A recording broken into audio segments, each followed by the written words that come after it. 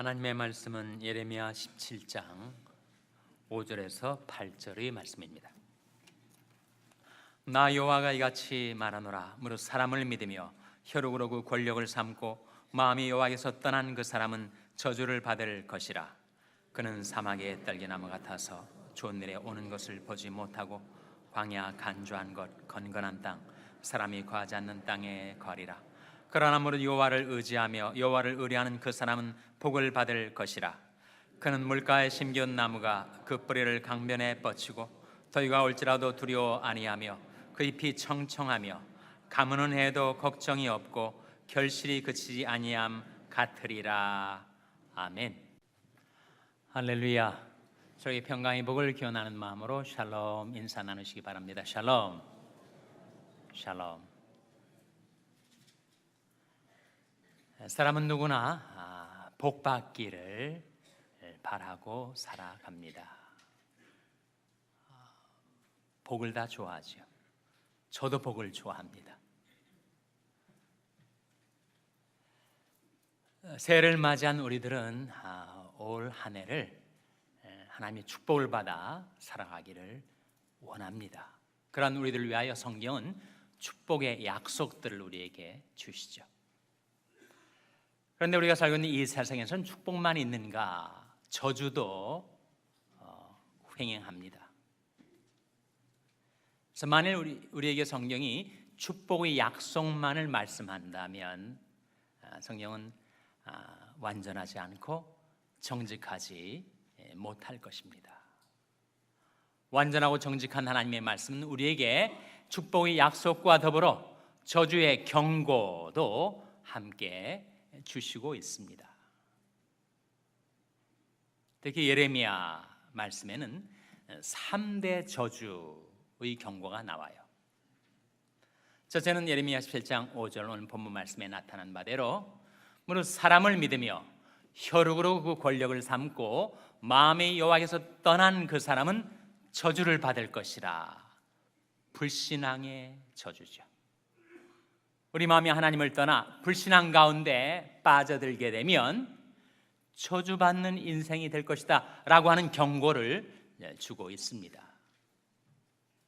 둘째는 예레미야 11장 3절에 이 언약의 말을 좇지 않는 자는 저주를 받으리라. 하나님의 언약의 말씀, 하나님의 말씀을 좇아 살지 않는 불순종의 저주에 대한 경고죠. 셋째는 예레미야 48장 10절에 여호와 일을 태만히 하는 자는 저주를 받으리라. 불충성의 저주입니다. 우리는 하나님의 영광을 위해서 하나님의 일을 하며 살아가도록 부름받은 자들인데 여호와 일을 태만히 하고 주님께 충성치 않게 되면 저주를 받게 된다라는 경고를 주고 있습니다. 예레미야에 나타난 이 3대 저주의 경고는 바로 불신앙의 저주, 불순종의 저주, 그리고 불충성의 저주입니다. 순서대로 불신앙에 빠져들면 불순종하게 되죠. 하나님의 말씀, 하나님의 명령이 나를 향한 최상의 말씀, 나의 유익과 행복을 위해서 주신 말씀이라는 믿음이 없으면 우리는 순종 못합니다. 거듭거듭 반복해서 불순종하다 보면 주님께 충성을 못 바치는 거죠. 불신앙이 불순종을 낳고 불순종이 불충성을 낳습니다. 그렇게 되면 인생이 아무리 잘 나가는 것 같아도 점점 더 몰락해 가다가 결국 영락하게 된다. 망하게 된다. 끝나게 된다. 저주의 경고를 바라고 있습니다. 반면에 내가 하나님을 신뢰하는 믿음 갖고 살면 신앙의 축복이 내게 임할 것이고 그 신앙으로 순종하며 살면, 이건 성경이 너무나도 분명하게 우리에게 보여주는 약속이 순종하면 축복받는다 아닙니까? 순종의 축복. 그리고 순종이 반복되고 거듭되면서 주님께 충성을 다 바쳐 살아가는 이들은 충성의 축복을 받게 되죠. 역시 그 세 가지도 순서대로 신앙이 있으면 순종하게 되고 순종하다 보면 충성하게 되는 것입니다. 그 시작이 불신앙이냐 신앙이냐 거기에 달려 있다는 겁니다. 그래서 오늘 본 말씀 예레미야 17장 5절에 보시면 이런 말씀이 나옵니다. 한번 같이 읽겠습니다. 17장 5절 말씀 시작. 나 여호와가 이같이 말하노라. 무릇 사람을 믿으며 혈육으로 그 권력을 삼고 마음이 여호와에게서 떠난 그 사람은 저주를 받을 것이라. 나 여호와가 이같이 말하노라. 무릇 사람을 믿으며, 다른 사람들 그리고 그 중에 하나인 나, 사람들을 믿고 혈육으로 그 권력을 삼는다. 혈육으로 권력을 삼는다. 혈육은 뭘 가리킬까요? 눈에 보이고 만질 수 있는 재물과 권세, 그것으로 자기 권력을 삼는다는 거예요. 얼마든지 다른 사람 의지하고 나 자신 의지해서 자신감을 갖고 재물과 권세 획득하고 확보하면 굳이 하나님을 의지하지 않고 하나님을 믿지 않아도 얼마든지 성공적으로 인생을 영위해 나갈 수 있지 않겠는가? 라는 생각에서 그 마음이 점차로 하나님을 떠나게 된다는 거예요. 굳이 하나님을 의지하지 않아도 내 인생 살 수가 있을 것 같아요. 그래서 그 마음이 하나님을 떠나게 되면 어떻게 되는가? 저주받은 인생이 된다. 사람이 하나님을 버리고 잘 될 수 있겠는가?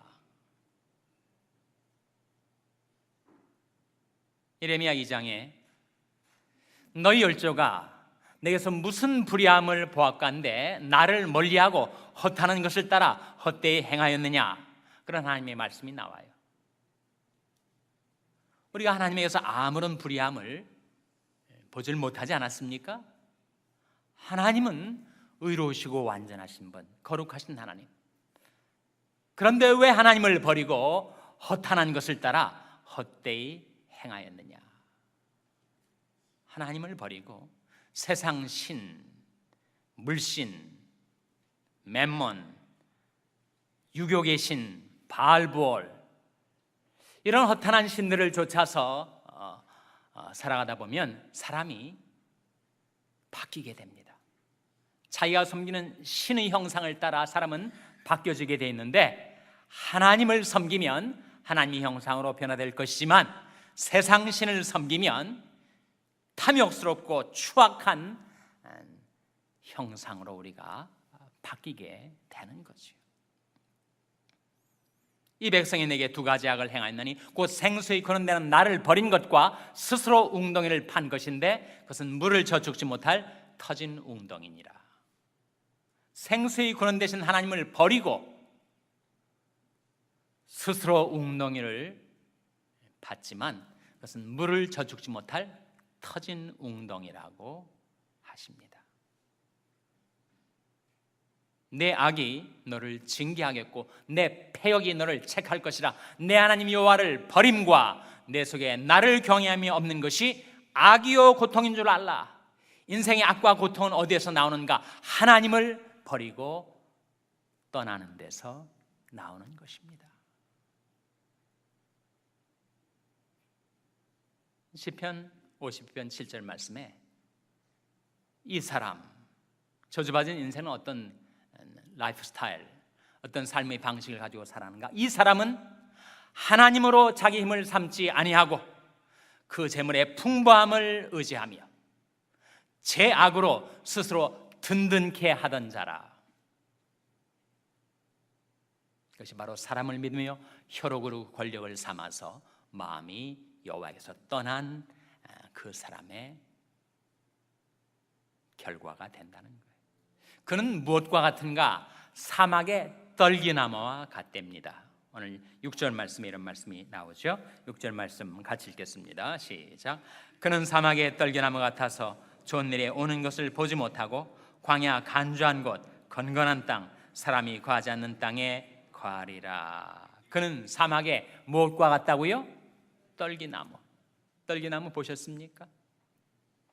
여기서 얼마간 운전해 나가면 조슈아 내셔널 파크 같은 데 가면 물이 하나도 없는 삭막한 광야 같은 땅에서 그래도 이런 가시덤불 같은 것이 자라난단 말이죠.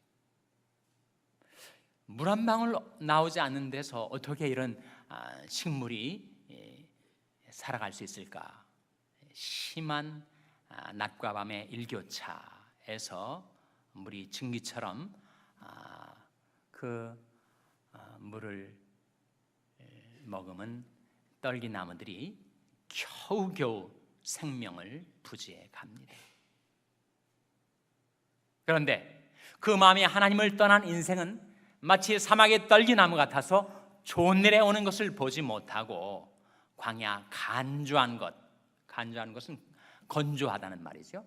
건건한 땅, 건건하다는 것은 솜기가 있는, 염기가 많은 건건한 땅, 사람이 거하지 않는 땅에 홀로 외로이 쓸쓸하게 그렇게 겨우겨우 그 생명을 연명하다가 죽게 된다는 거예요.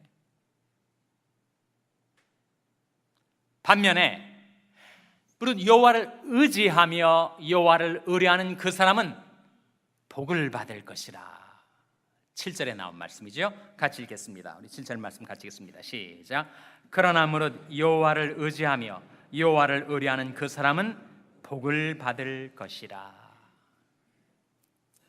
하나님을 의지하는 것, 그것이 하나님을 믿는 것 아닙니까? 믿음이라는 건 뭐예요? 믿음이라는 말을 쉽게 말하면 믿음은 의지한다는 것이죠.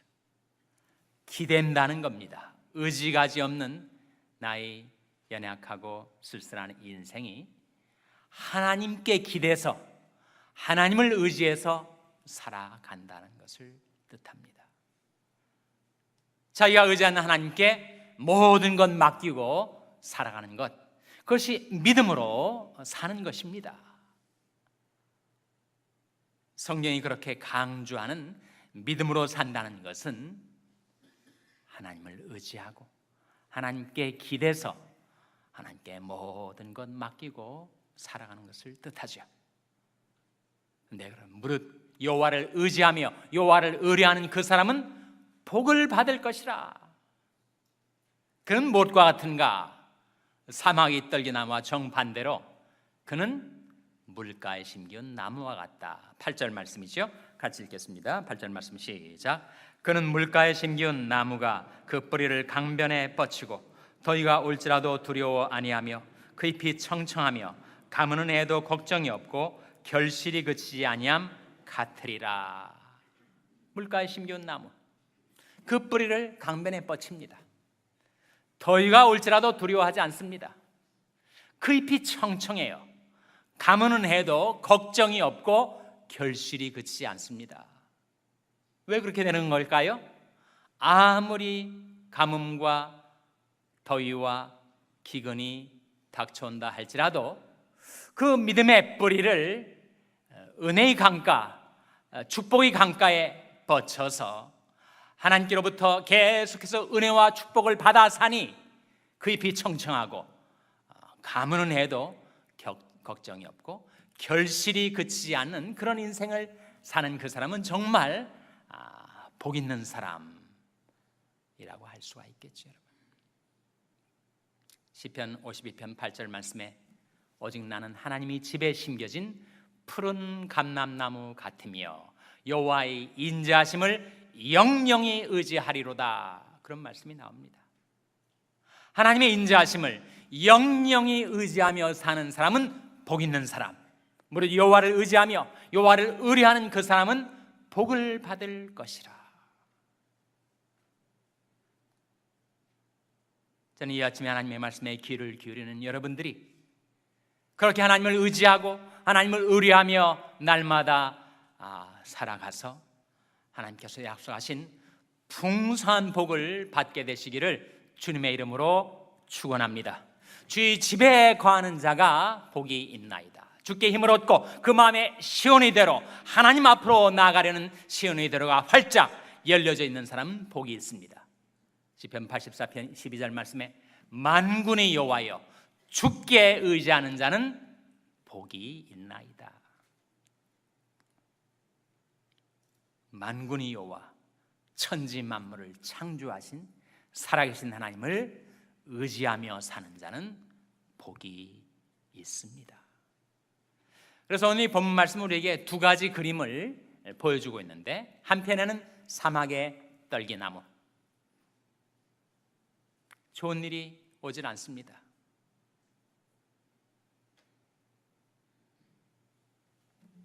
간주한 땅, 건건한 땅, 사람이 거하지 않는 땅에 그렇게 쓸쓸하게 외롭게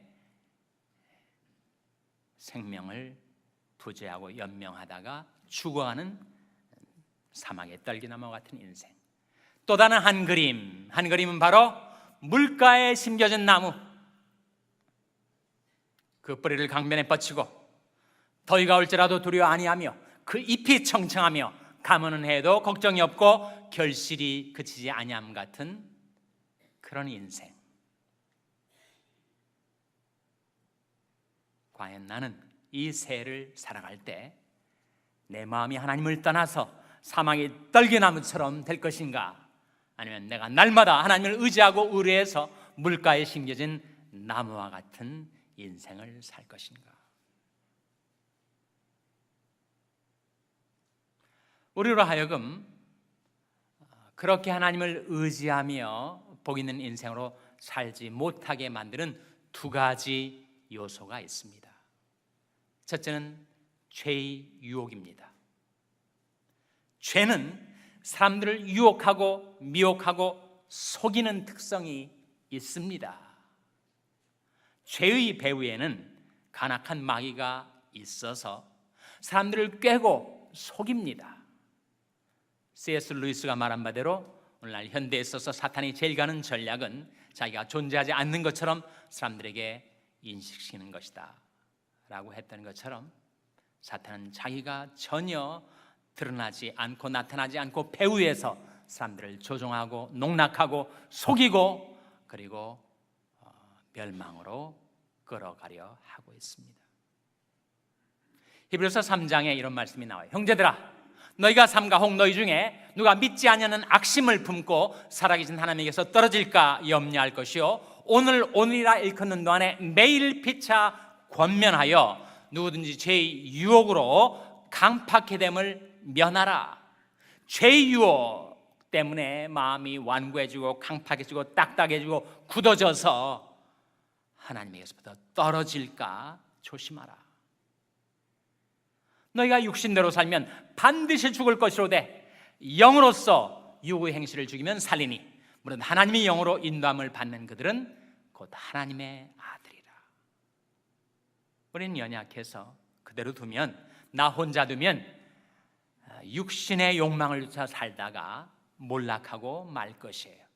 그런데 하나님의 영이 내 곁에 오셔서 나를 붙들어 주시고 주의 은혜에 사슬대사 나를 주께 메어주시고 주의 사랑의 줄로 나로 하여금 하나님께로 날마다 가까이 나아갈 수 있도록 이끌어 주시니까, 바로 하나님의 영으로 인도함을 받는 그들은 곧 하나님의 아들이라.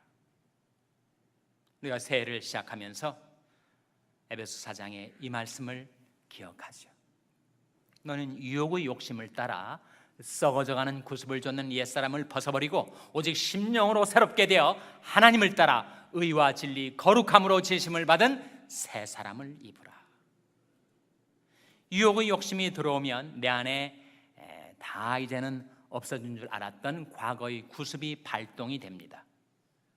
그리고 옛사람이 추악한 모습이 드러나게 돼요. 그래서 성령은 너는 유혹의 욕심을 따라 썩어져가는 구습을 쫓는 옛사람을 벗어버리고 오직 심령으로 새롭게 되어 하나님을 따라 의와 진리 거룩함으로 지으심을 받은 새 사람을 입으라고 말씀해 주고 있습니다.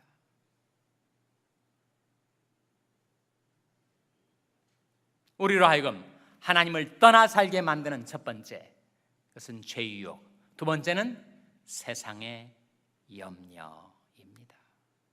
오늘 아가페 찬양대가 불렀듯이 우리가 무엇을 먹을까, 무엇을 마실까, 무엇을 입을까, 그 세상 염려가 무거운 짐되어 내 마음을 내리누리면 내가 낙심하고 좌절하고 시리에 빠지고 우울하게 되어서 내 마음이 하나님을 떠나게 된다는 거예요. 그러나 우리들 향하여 예수님 말씀하시기를 그건 다 이방인들이 구하는 거다. 하나님을 알지 못하는 불신자들이 무엇을 먹을까, 무엇을 입을까, 무엇을 마실까 염려하며 사는 것이지 너희 천부께서, 하늘 아버지께서 너희에게 있어야 할 것을 다 아시느니라. 너희는 먼저 그의 나라와 그의 의를 구하라. 그러면 이 모든 것을 너희에게 더하시리라. 그 말씀에 마태복음 마지막 6장 34절에 그러므로 내일 일을 위하여 염려하지 말라. 내일 일은 내일 염려할 것이요 한날 괴로움은 그날에 족하니라.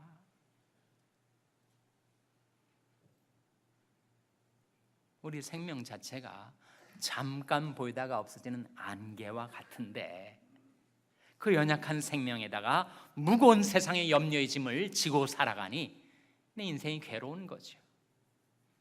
그러니 하나님 말씀하시기를 내 짐을 여호와께 맡겨버리라. 너를 붙드시고 은혜 요동함을 영영히 허락지 아니하시리로다. 이 말씀하시는 겁니다. 하나님 우리 짐을 대신 져주려 하세요. 날마다 우리 짐을 지시는 주 곧 우리 구원이신 하나님을 찬송할지로다. 너희 염려를 다 주께 맡겨버리라. 이는 저가 너희를 권고하심이니라. 이런저런 세상 근심 걱정 무거운 염려의 짐에 내 마음이 눌리고 내가 우울해지고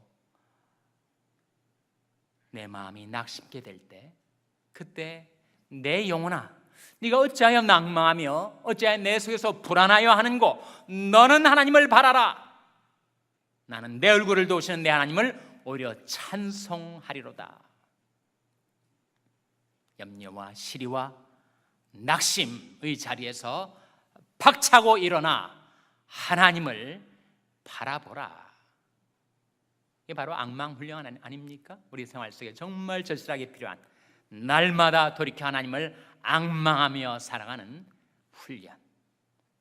땅끝의 모든 백성아 나를 앙망하라. 그러면 구원을 얻으리라. 오직 여호와를 앙망하는 자는 새 힘을 얻으리니 나는 의로운 중에 주의 얼굴을 보리니 깰 때 주의 형상으로 만족하리이다. 하나님께서 은혜로 주신 새해를 살아갈 동안에 내가 과연 어떠한 인생길을 걸어갈 것인가? 내가 사람을 믿고 혈육을 권력을 삼아서 내 마음이 하나님을 떠나 사막의 떨기나무와 같은 저주받은 인생이 될 것인가? 아니면 하나님을 의지하고 날마다 하나님을 의뢰해서 우리가 불렀던 찬송처럼 세월이 지나갈수록 아무 일을 당해도 날마다 하나님을 의지하고 의뢰하는 믿음으로 살아서 우리가 물가에 심겨진 나무처럼 더위가 올지라도 두려워 아니하고 그 잎이 청청하고 가무는 해도 걱정이 없고 결실이 그치지 않는 그런 복 있는 인생을 살아가는 여러분 다 되시기를 주님의 이름으로 축원합니다. 기도하시겠습니다. 하나님 아버지, 이 아침 하나님 앞에 나온 저들에게 하나님의 말씀을 통하여 저들이 어떻게 하면 복 있는 새해를 살아갈 수 있을지 하나님을 의지하며 하나님을 의뢰하며 살라고 저들에게 깨우쳐 주신 것을 감사드립니다. 죄의 유혹을 물리치고 세상의 염려 주님께 맡겨버리고 날마다 하나님을 의지하고 의뢰하며 살아가는 복된 삶을 살 수 있도록 주의 손으로 저희들을 도와 주시옵소서. 예수님의 이름으로 기도하옵나이다. 아멘.